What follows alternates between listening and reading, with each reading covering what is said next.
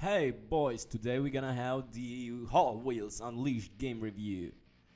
Actually, this week Hot Wheels Unleashed is one of the best video games ever made using, let's say, the toy cars. To be fair, the specific concept isn't necessarily common in gaming, but Codemasters' legendary Micro Machines series holds a lot of water for a certain type of arcade racing fan. That's decent company to land in. Yet, while handsomely modeled toy cars and cute environments might look like a basic for a newbie-friendly racing, it's not the cause here. In my week of testing the game ahead of its launch this week, I found that Hot Wheels Unleashed feels like a Micro Machines skin on top of the modern hardcore learning Trackmania series. That's not bad a thing, and I had good enough time with Unleashed to write about its art, as I think some people will really enjoy what's going on here. But you all have a better time with HVU going into a fully aware of weird and tricky design decisions, along with the quotables about in-game economy of cars and tracks. Hot Wheels Unleashed throws back us to an older arcade racing era by opening with very few racetracks to select from a campaign that you must play through to unlock many of game contests. You start with 3 randomly selected toy cars, which are split between Hot Wheels facsimiles of real-life cars and the company-owned toys.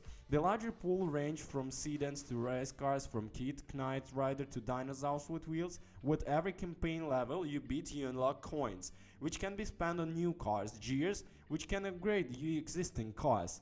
Every racetrack in Unleashed combines a repeal room and a series of recognizable plastic Hot Wheels tracks, usually bring orange or blue. Imagine going into someone's garage, then routing a nearly infinite budget of plastic straightaways, curves, loop-to-the-loops and more throughout the space, while also occasionally using that wet geometry as a part of given racing line. That's HVU. The David Milestone Loctane makes of the MotoGP series have stripped pretty much all Mario Kartness out of this colorful affair. Instead of picking up weapons, bananas or random items, drivers are expected to accumulate and spend a nitro booster meter, which grows primarily when you drift. Tap the brakes in the middle of this high speed run and you go into a drift with feels arcade, but not entirely unrealistic. It's more Forza Horizon than Ride Racer or Mario Kart. The more you drift, the more your boost meter grows through racetracks include purple and green strips that can you street across for instant free boost as well. The result of the sheer driving level is mostly blast. Driving around an utterly bent curve of plastic tracks feels good, because it's accompanied by a legitimate sense of speed, a clear formula for your specific car handlings to optimally drift, and the satisfying whoosh of tapping your boot button after a successful drift into a meaty straightaway. A milestone has bring in years of racing game development to bear and build its own incredible racetracks with the Hot Wheels universe, especially when the tracks alternate between plastic construction and the real-world environments.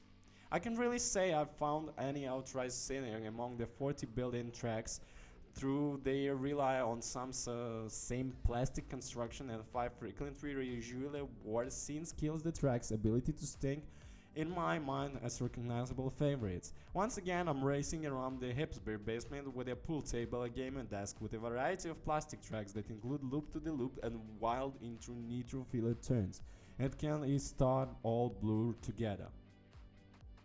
Additionally, the physics model of the small cars going at high speeds over bendy tracks is arguably too realistic, at least in terms of car flying off the track at moment's notice and requiring hold wide to restart. Prompt.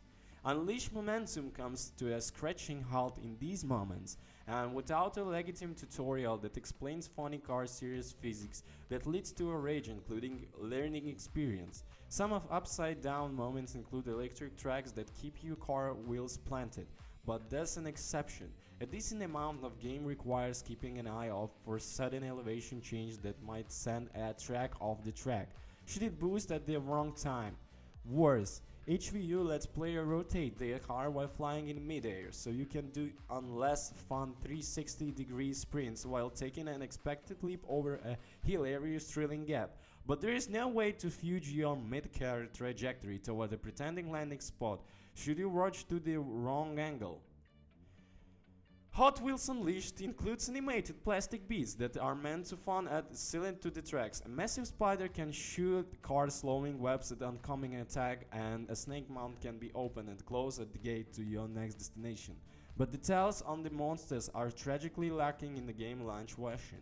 The snake mount doesn't include a countdown or visual hint to when it open or close, so the only safe option is to slam to brakes when you see no matter what.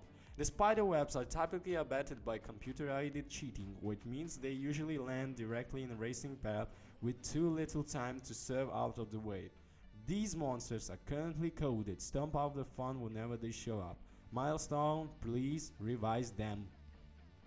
Keep an eye on the milestone patch and update plans. If the company moves forward with the customer-friendly moves, HVU may be a must-buy for creative racing fans. Until then, wait and see, unless the sales pitch of Trackmania but prettier and more KDY make you want to immediately purchase, in which case you have a good time.